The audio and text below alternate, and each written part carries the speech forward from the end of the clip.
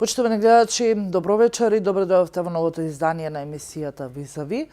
Вечер вас зборуваме на темата брани. Браните кои што означуваат безбедност од некаква опасност.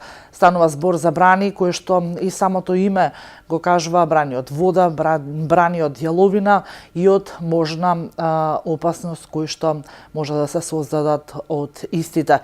Во последниот период сведоци сме на големиот настан кој што се случи, немил настан кој што се случи во Бразил, го привлече светското внимание, па дури и кај нас. Она кое што се случи, однесе и човечки животи. Токму заради безбедноста на браните, вечерва ова емисија посветуваме токму на нив, а токму ова тема која што значи безбедност, разговараме со професорот доктор Љупчо Петковски од катедрата за хидротехнички објекти на Градежниот факултет на УКИМ во Скопје, како и претседател на Македонскиот комитет за големи брани. Професоре, добро вечер и добро дојдовте во новото издание на емисијата Визави. Најстара брана во Македонија има 81 година, односно од 1938 година е изградена браната Матка и поставени се темелите на инженерството во браните во Македонија. Какви стандарди постојат во Македонија при изградбата на браните и каде се наоѓаме во однос на европските стандарди за безбедност од истите кон населението? Да, точно е. Првата брана во Македонија тоа е лачната брана Матка на река Треска. Изградена е во 1938 година и минатата година ние прославивме еден многу значаен јубилеј за нас, тоа е 80 години од инженерството за брани во Македонија. И денес, еве после 8 децении, со гордост може да констатираме дека сме достојни наследници на тоа благородно дело на академик Миладин Печинер, тој бил проектант на браната Матка, бидејќи во овој минат период кај нас се изградени околу 45 значајни брани, но исто така и околу 100 пониски земјани брани. И според критериумот за големи брани на Меѓународната комисија за големи брани, практично кај нас имаме околу 150 брани од ваков тип. Практично изградени се сите типови на брани, и насипни, и бетонски, и лачни, и гравитациони. И така да може да констатираме дека пропорционално со големината на државата, со капацитетот на државата, по бројот на изградените брани, ние се наоѓаме токму во врвот на инженерството за брани во Македонија. Кога спомнавте какви стандарди се користат, тука треба да се истакне дека браните се објекти со најголем потенцијален хазард за околината и воедно тоа се објекти кои што се во голема мера уникатни, така што шаблонскиот пристап не може да биде применет како некои други градежни конструкции. И затоа при истражувањето, проектирањето, градењето, одржувањето на овие конструкции не се подпираме на строго дефинирани стандарди како што се еврокодовите за некои други градежни конструкции, туку главно се користат препораките од Меѓународната комисија за големи брани. Тоа е најавторитетната организација во домен на браните на планетарно ниво. Формирана е во 1928 година со седиште во Париз и таму членуваат околу 100 национални комитети за брани, меѓу кои и Македонскиот комитет за големи брани. Бројот на индивидуални членови во таа организација е околу 10.000 и тука членуваат секако и членовите од Македонскиот комитет за големи брани.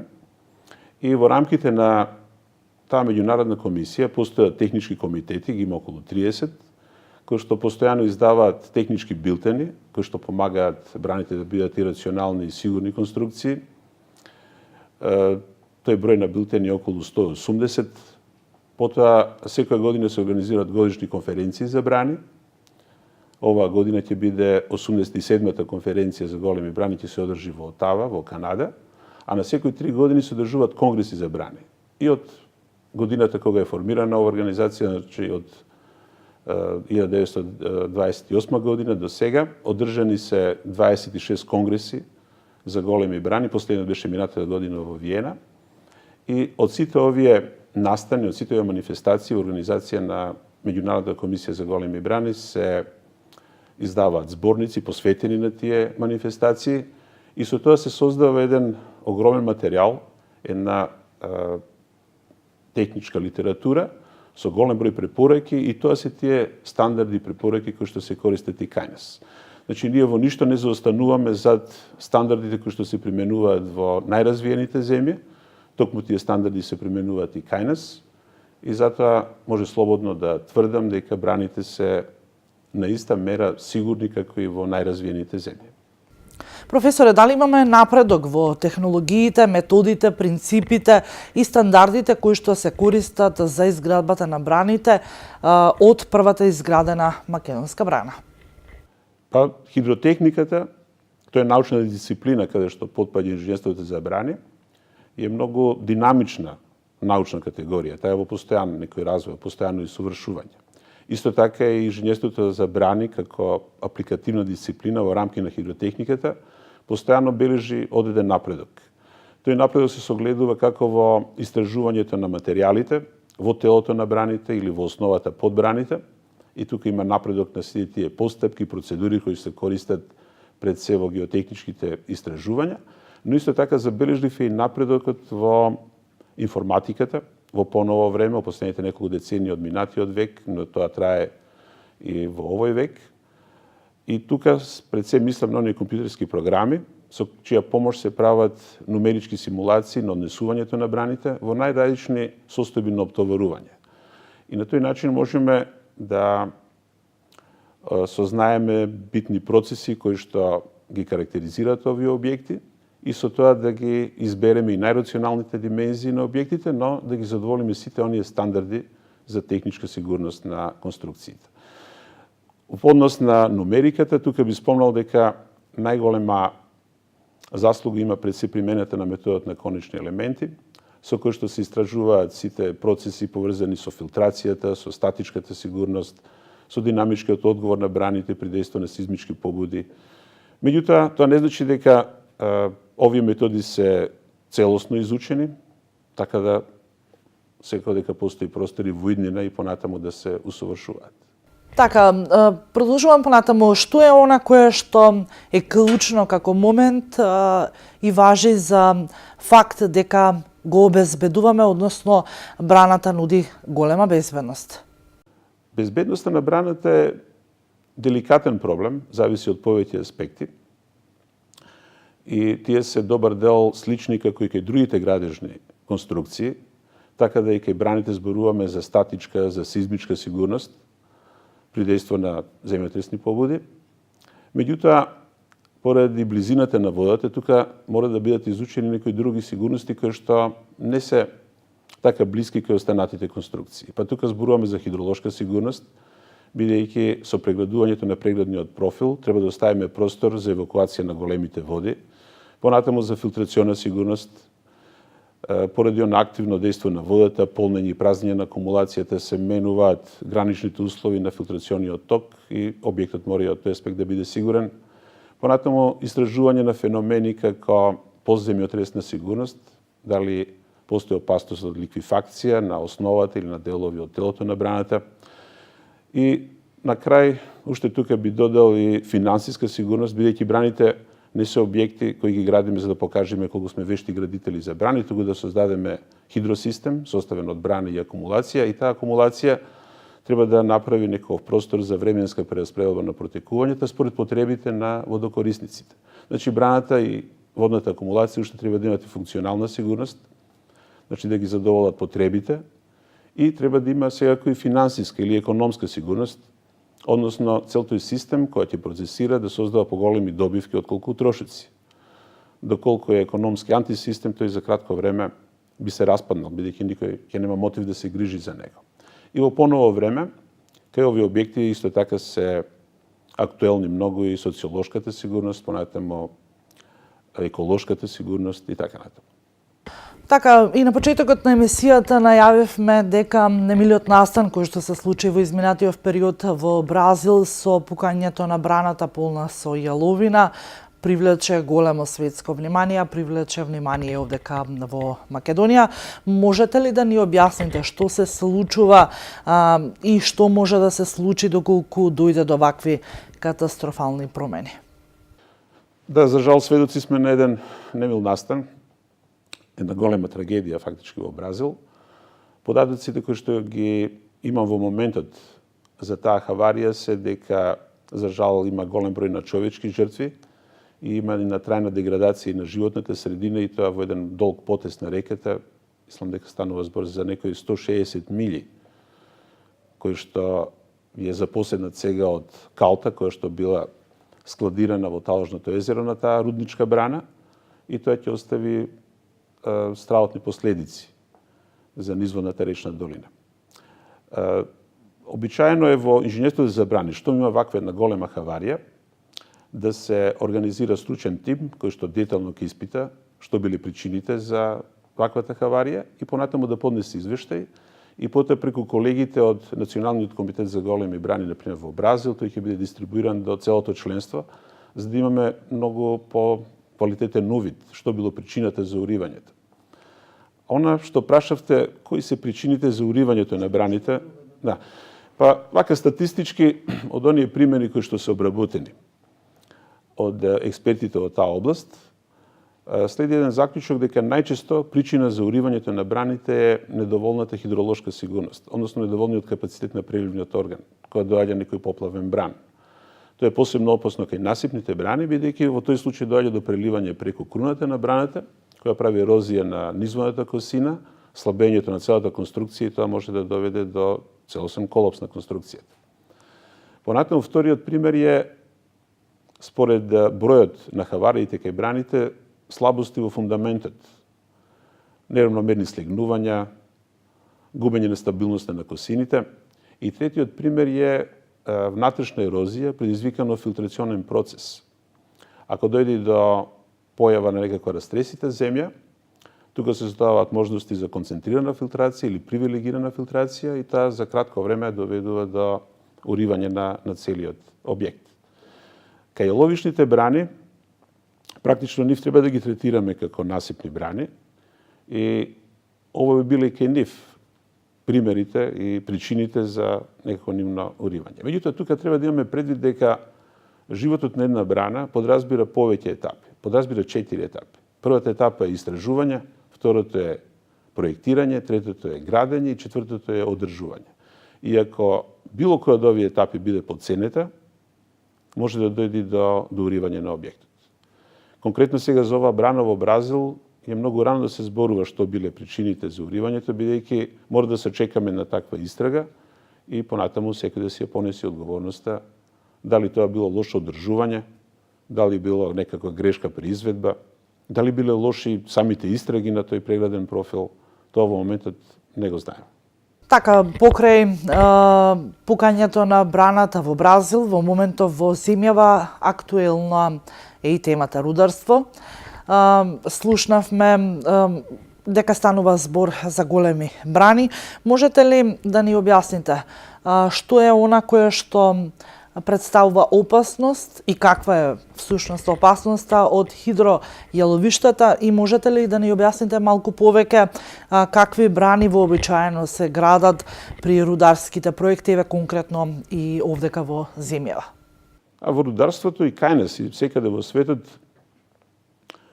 постои голем јаловишен материјал, тој некаде мора да се складира, тоа е неопходно за функционирањето на рудникот и најчесто се наоѓа некоја блиска речна долина која што се преградува и на тој начин узводно се формира таложно езеро каде што би се складирал отпадниот материјал.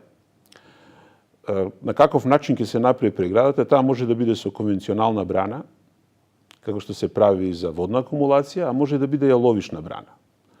Постои голема разлика тука меѓу конвенционалните и јаловишните брани поради материјалот од кој што истите се изведуваат.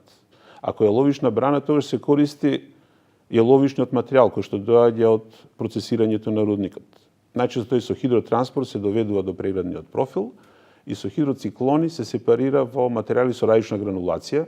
Оној што е покрупниот или песокот се користи за градење на јаловишната брана, а оној кој што е со поситна гранулација, во облик на кал, тој се депонира во таложното езеро.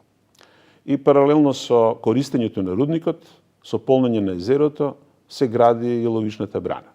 Според начинот како напредуваме со градењето, тоа може да биде во узводен правец, кон езерото, може да биде во централен правец, каде што е преградниот профил, и во низводен начин на напредување, тоа е низводно таложното езеро.